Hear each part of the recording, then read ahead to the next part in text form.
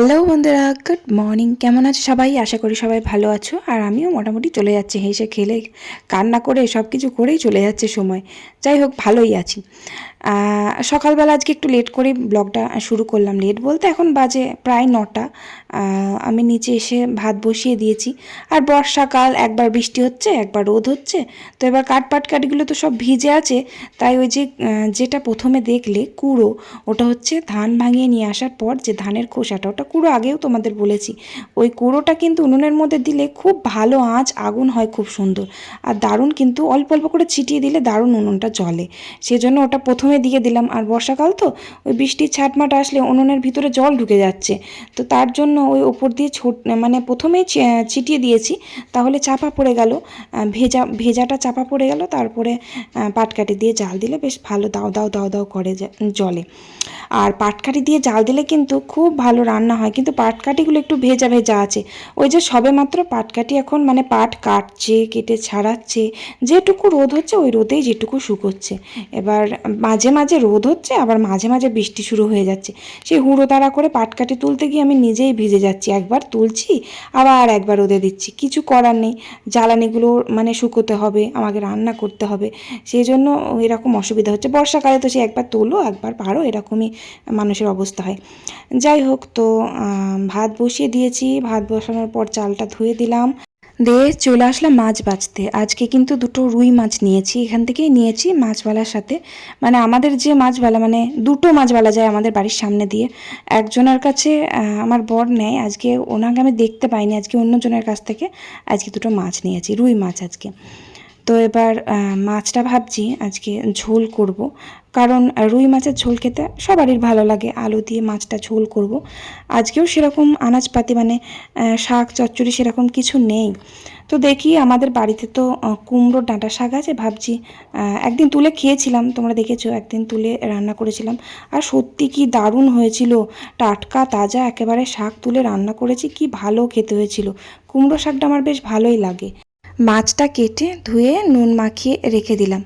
আর হলুদটা আমি যখন মাছ ভাজি তখন হলুদটা মাখাই, মানে নুনটা শুধু মাখিয়ে রেখে দিই আর হলুদটা পরে দিই।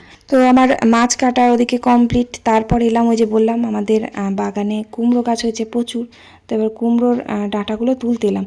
কোনো শাক টাক কিছু নেই আজকে রান্না করার। কালকে তো পুঁই ডাঁটা পেরেছিলাম, রান্না করেছিলাম। আজকে আবার কী করবো, আজকেও তার পুঁই ডাঁটা ভালো লাগবে না রোজ রোজ।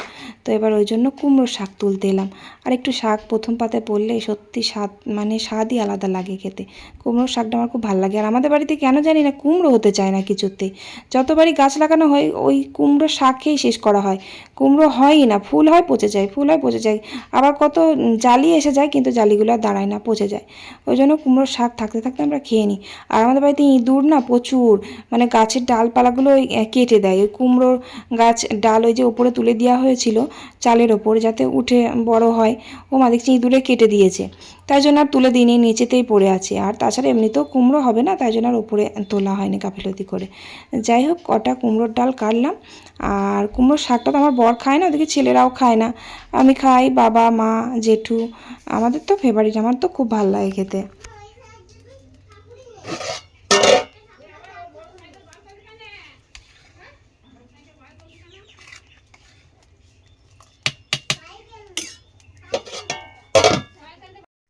যাই হোক, আমার ভাত হয়ে গেছে, আমি ভাতটা নামিয়ে দিলাম।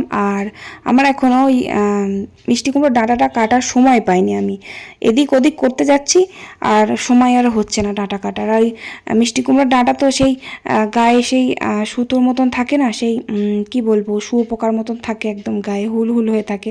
ওই জন্য সমস্ত ডাঁটার খোসা ছাড়াতে হয়, ওই জন্য দেরি হয়ে যায় ওই ডাঁটা ছাড়াতে। তো ভাবছি যে মাছটা তো কাটা হয়ে গেছে, তো মাছটা তাহলে ভেজে নিই, উনুনটা কামাই যাবে না। উনুনটা কামাই যাওয়া মানেই আমার রান্নার দেরি হয়ে যাবে। তাই ভাবলাম মাছটা ভাজা হয়ে গেলে তারপরে ডাঁটাটা বসিয়ে দেবো। ডাঁটাটা আবার সেদ্ধও করতে হয়, ডাঁটা সেদ্ধ করতে দেবো, দিয়ে কুবলু সোনাকে ভাতটা খাইয়ে দেবো। যাই হোক, মাছটা ভাজা হয়ে গেল। মাছটা ভেজে নিয়ে, মাছটা কিন্তু ঝোল করবো, এখনও ঝোল হয়নি। মাছটা ভেজে নিয়ে তারপরে ডাঁটাটা সেদ্ধ করতে দিয়ে আমি গুবলুকে খাইয়ে দিলাম। তারপরে ডাঁটাটা রান্না করে নিয়েছি। আর ওই যে দেখো আমার গুবলু সোনা, দেখো ওই সাইকেলটা দেখছো, ওই সাইকেলটা একটা বড় সাইকেল, ওটা আমার বড় ছেলের সাইকেল, ছোটোবেলায় চালাতো। এবার ওই সাইকেলটা ভালোই বড়, ওয়েটও আছে। দেখো আমার জায়ের মেয়েকে নিয়ে ও চালাচ্ছে, মানে এতক্ষণ দেখাতে পারলাম না। ও আমাদের পুরো দোকানের সামনে থেকে একদম পুরো উঠোনটাতে মানে ওকে বসিয়ে ওকে পুরো প্যাটেল করে নিয়ে চলে আসলো। আমি তাই ভাবছি আমার গুবলু মানে খুব তাড়াতাড়ি সাইকেল চালানো শিখে যাবে, কারণ ও প্রচুর মানে সাহস, মানে কোনো কিছু শেখার একটা ইচ্ছে বা চেষ্টা আছে প্রচুর। এত ভারী সাইকেলটা ও একা একা একা আবার দিদিকে চাপিয়ে আবার চালাচ্ছে। তো এবার সবাই বকছে, বারণ করছি যদি পড়ে যায়, যত ব্যালেন্সের চাকা দেওয়া থাকলেও একটু কাত হয়ে যায় না টাল খেয়ে গেলে, ওই জন্য ভয় লাগে। তো মিষ্টি কুমড়োর ডাঁটাটা একটু চিনি দিয়ে মিষ্টি মিষ্টি করে রান্না করলাম। আর মিষ্টি কুমড়োর ডাঁটার মধ্যে কিন্তু আমি কোনো আনাজ দিই না, তবে দেয়, অনেকে দেয়, কাঁঠালের দানা দেয়, তারপরে আবার অনেকে ঝিঙেও দেয়, কিন্তু আমার শুধুই ভাল লাগে, কোনো আনাজপাতি দিলে আর ভালো লাগে না খেতে। তাই জন্য আমি সব সময় যখনই কুমড়ো ডাঁটা রান্না করি তখন শুধুই করি। একটু পোস্ত বাটা দেবে, পোস্ত আর সর্ষে মিশিয়ে দেবে, খুব ভালো লাগে খেতে। আর গোল গোল করে আলু ভাজলাম, ওই সেই জমির আলুগুলো যেন শেষই হচ্ছে না, তাই খোসা শুদ্ধ আজকে কটা ভাজা করলাম। আগের দিনও ভাজা করেছিলাম, আলুটা খোসা শুদ্ধ ভাজা খারাপ লাগছিল না, ভালোই লাগছিল খেতে। আর অত ছোট ছোট আলু খোসা ছাড়ানো খুব বিরক্ত লাগে। খোসা ছাড়ালে ভালো হয়, খোসাগুলো তো আর কেউ খায় না, সেই বেছে বেছে খোসাগুলো মানে ফেলেই দিতে হয়। খোসা ছাড়ানো তো সম্ভব হবে না, অত ছোট ছোট আলু, অনেক টাইম লাগবে। তো মা ওই খোসা শুদ্ধ কেটে দিল, তাই ভেজে দিলাম। আর মাছটা ঝোল করলাম, মাছটা পটল দিয়ে আলু দিয়ে ঝোল করলাম। আর ওইদিকে দেখো আমার বড় ছেলে দেখো ওখানে বসে বসে ফোন ঘাঁটছে। যাই হোক, রান্নাবান্না আমার কমপ্লিট। কী কী রান্না করলাম আজকে, মিষ্টি কুমড়ো ডাঁটা করলাম, তারপরে আলু ভাজা করলাম, মাছ দিয়ে আলু দিয়ে ঝোল করলাম, আর ডালও করেছি। আর ওই মাছের তেল একটু ছিল, জ্যান্ত মাছ তো তেলটা খেতে ভালোবাসে, তাই ওই তেলটা আবার একটু পেঁয়াজ দিয়ে ভাজা করলাম। আর কিছু করিনি, ব্যাস রান্নাবান্না শেষ করে তাড়াতাড়ি রান্না হয়ে গেল। রান্না শেষ করে উপরে কাজ আছে, উপরে কাজ বলতে এই যে বেসিনটা জল পড়ে পড়ে না, মানে জলেতে একটা আয়রন থাকে না, এই আয়রনের দাগ হয়ে যায়, আর সাদা দাগ হয়ে যায়, তো উঠতে চায় না কিছুতেই। ওই যে বাসন মাজার যে তার জালিগুলো আছে কসব্রাইট, ওইগুলো দিয়ে ঘষলেও উঠতে চায় না। তো ওই মাঝে সাঝে পরিষ্কার করি, রোজ তো করার সময় হয় না, তাই ওই সপ্তাহে একবার দুবার করে করা হয়। মাঝে মাঝে যেদিন বড় ছেলের ধরো শনিবার রবিবার স্কুল ছুটি থাকে, ওকে বললে ও আবার করে দেয়। আজকে আমিই করছি, ও বাড়িতে আছে কিন্তু আমিই করছি আজকে। আমার কাজ হয়ে গেছে বলে তাই আমি করে নিলাম। আর বেসিন পরিষ্কার করা একটা জেল পাওয়া যায়, দেখলাম আমি কয়েকটা ভিডিওর মধ্যে, যে জেল দিয়ে পরিষ্কার করে, মানে জেলটা দিকটা ঘষে দিলে খানিকক্ষণ পর কি সুন্দর পরিষ্কার হয়ে যায়। জেলটা নিতে হবে। আমি যেখানে বাসন মাজি ওই টাইলসগুলোর ওপরেও জলের ছেটা যায়, তো দিয়ে ওগুলোতেও দাগ হয়ে গেছে। এগুলো সার্ফ দিয়ে তার জালি দিয়ে ঘষলে ওঠে না। আর টাইলসগুলো কি বলতো, একটু ইয়ে দিয়ে মুছলে উঠে যায়, কিন্তু জলের দাগটা উঠতে চায় না। ধুলোবালি পড়লে উঠে যায়, কিন্তু জলের দাগটা মোটেই উঠতে চায় না। আর বেসিনটা তো টাইলসের নয়, ওটা কি বলে তোমার ওই সেই চীনামাটির না কি বলে, কাপ যে যে জিনিস দিয়ে তৈরি হয় সেই জিনিসের, তো ওই জন্য উঠতে চাইছে না। কত ঘষলাম, ভালো মতন উঠলো না। আর আমার এই এক জ্বালা হয়েছে, এই যে পাটা নিয়ে পায়ে এত যন্ত্রণা করছে, মানে যন্ত্রণা ঠিক হচ্ছে না, মানে পাটা ঠিক মতন যে রাখতে পারছি না, পায়ে ব্যথা লাগছে, কিচকিচ করে লাগছে, যেভাবেই বসছি পায়ে সেই লাগছে। মানে পা তুলে বাবু হয়ে টেবিলের ওপর চেয়ারের ওপর বসে খাচ্ছি, তাও পায়ে লাগছে, পা ঝুলিয়ে খেলেও পায়ে লাগছে কিচকিচ করে। তো পাটা কমেনি এখনও, বরফ দিচ্ছে এখনও, ডাক্তার দেখানো হয়নি, ডাক্তার দেখাতে হবে, আর সেটা ডাক্তার দেখাবো। যাই হোক, চান টান করে খাওয়া দাওয়া করে নিলাম, গুবলুকেও খাইয়ে দিয়েছি, গুবলু পাশেই বসে আছে, ওই যে তারপর ফোন দেখছে, কার্টুন দেখছে বসে বসে।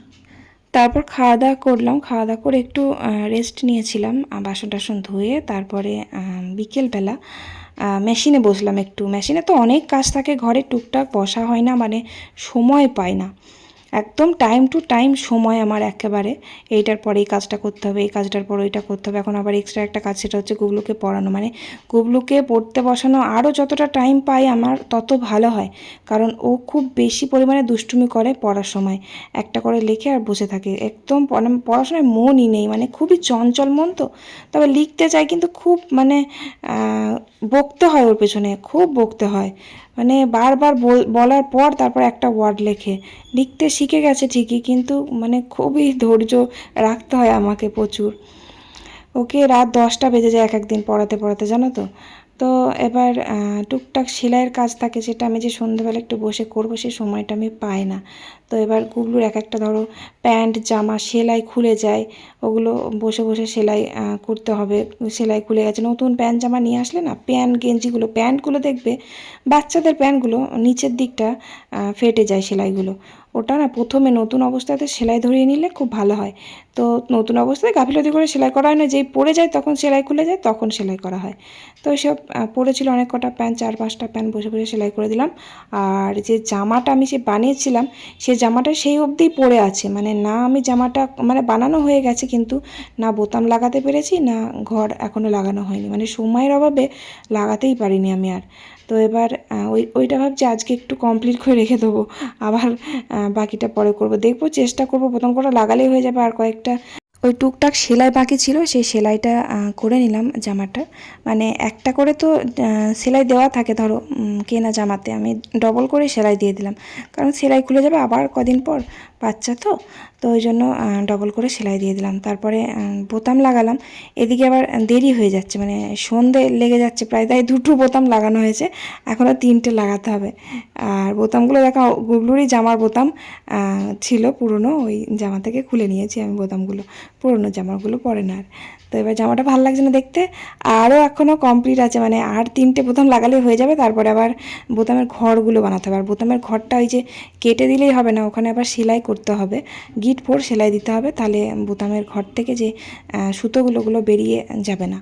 যাই হোক, ওটা আবার সময় লাগবে, হাতের কাজের অনেক কাজ আছে, ওগুলো সময় লাগবে। তো সন্ধে লেগে যাচ্ছে বলে আমি আবার তাড়াতাড়ি করে সন্ধেটা দিতে এলাম। তো সন্ধে দেওয়ার পর আজকে সন্ধ্যাবেলা আবার খুব খিদে পেয়ে গেছিলো আমার, সন্ধ্যাবেলা মুড়ি খাওয়া মানে বন্ধই করে দিয়েছি কয়দিন, মানে খাওয়াই হয় না এখন আর। ওর বাবা দোকান বন্ধ করতে বাড়ি আসতে আসতে অনেক দেরি হয়ে যায়, কারণ সকালে তো দোকানটা বন্ধ থাকে, প্রায় বাড়ি আসতে আসতে 9টা বেজে যায়।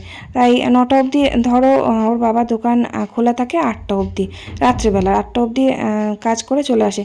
কিন্তু সকালের পুরো কাজ করতে পারছে না, সারাটা দিন বন্ধ থাকছে, তাই রাতের বেলা একটু দেরি করে আসছে, দোকানটা বন্ধ করছে 9টা অবধি, কাজটা একটু বেশি করছে। যাই হোক, তো 9টার সময় এসে আর মুড়ি টুড়ি খায় না, একেবারে ভাত খেয়ে নেয়, ভাত হোক বা রুটি খেয়ে নেয়। তো আজকে ভাতই খাবে, ভাত হবে নিচে, আমার খুব খিদে পেয়েছে, তাই আমি 2টো মুড়ি খেয়ে নিলাম। আর গুবলু সোনা কাঁচা পেঁয়াজ দিয়ে মুড়ি খেতে পারে জানো তো, কাঁচা পেঁয়াজ তারপরে চানাচুর দিয়ে দুজনে মিলে মা ছেলেতে মুড়ি খেয়ে নিলাম। তো চলো, আজকের ভিডিওটা কেমন লাগলো অবশ্যই কমেন্ট করে জানিও। ভালো থেকো সবাই, আজকের মতো tata, bye bye, good night.